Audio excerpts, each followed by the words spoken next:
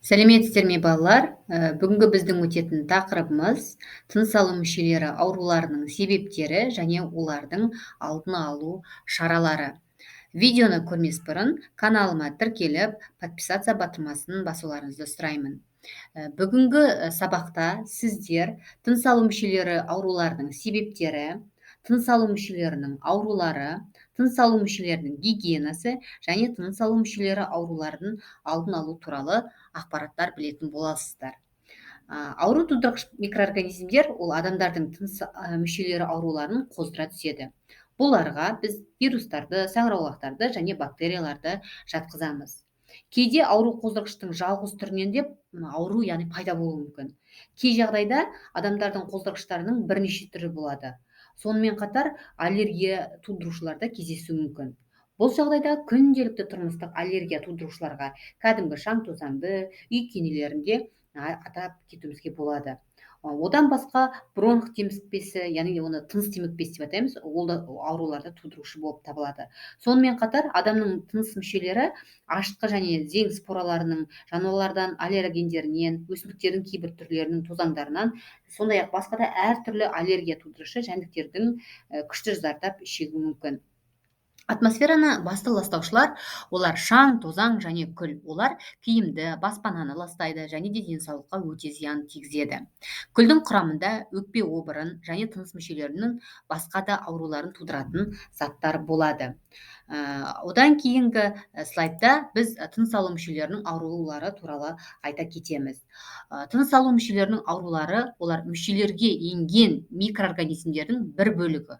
Тұмау ауруын, баспа, бронхит, өкпе қабыну, туберкулез сияқты түрлі ауруларды тудыруы мүмкін. Әр аурудың өзінің қоздырғышы бар. Яғни олар вирустар, бұлар яғни ауруды тарататын бактериялар болып табылады. Ауру қоздырғыштар ауру адамнан немесе инфекция тасымалдауыштан жұғады. Егер адам сөйлегенде, жөтелгенде, түшкіргенде, немесе ортақ ыдыс, немесе сүлгі, немесе орамал дейміз, киім және тағы басқа заттарын қолданған кезде, ол ауру адамнан, яғни сау адамға беріліп отырады. Инфекцияның негізгі кіреберіс қақпасы ол тыныс жолдарының сілемейлі қабығы. Бір сөзбен айтсақ, біз алдыңғы тақырыпта тыныс алу мүшелерін өттік қой, ол яғни мұрын қуысы арқылы инфекция кіріп, адамда яғни түрлі ауруларды пайда болуына әкеледі. Тыныс алу мүшелерінің гигиенасына тоқталайық енді. Тыныс алу мүшелерінің гигиенасына ең бірінші мұрын арқылы дұрыс тыныс алу жатады. Дұрыс тыныс алудың не екенін білмесеңіздер, интернеттен қарап алыңыздар, Ал дұрыс тыныс алу кеуде қуысы дұрыс дамыған кезде ғана мүмкін болады. Ол үшін жүйелі түрде таза ауада дене жаттығуларымен айналысып, тұрғынжай тазалығын, сондай-ақ жеке бастың гигиеналық ережелерін сақтау керек. Ең бастысы тұрғын үй, оқу және қоғамдық орындардағы ауаның қалыпты құрамын сақтап отыруымыз қажет. Күнделікті таңертең және кешке үйлеріңді, немесе сыныптарыңды желдетіп, дымқыл шүберекпен сүртіп алуымыз керек терезенің алдын. Терезені немесе желкөзді ашып ұйықтаған пайдалы. Яғни форточка, желкөз дегеніміз.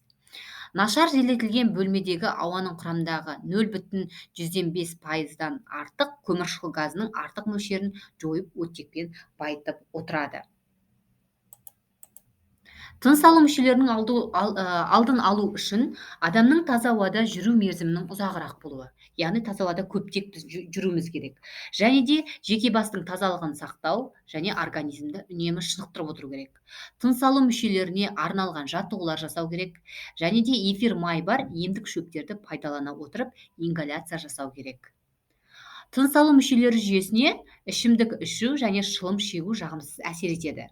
Шылым мен ішімдік құрамындағы жағымсыз заттар өкпеге еніп, оның қабықшаларын зақымдайды. Шылым шегетіндерге өкпе обыры, өкпе эмфиземасы, созылмалы бронхит ауруы шектен тыс жиі кездеседі. Тыныс алу мүшелерінің ауруларына бейім адамдарға бөлмелерінде оттекті бөлетін бөлме өсімдіктерін көп ұстаған дұрыс. Мына жерде балалар, мен сіздерге жалпы шылым шегетін және шылым шекпейтін адамның өкпесі туралы да айтуға ақпарат болушы еді, бірақ оны сіздер жаратылыстану пәндерінен 8-ші класста танысыздар, сондықтан мен ол туралы сіздерге айтқан жоқпын. Ол өте оңай ақпарат, сондықтан оны өздеріңіз білесіздер деген ойдамын.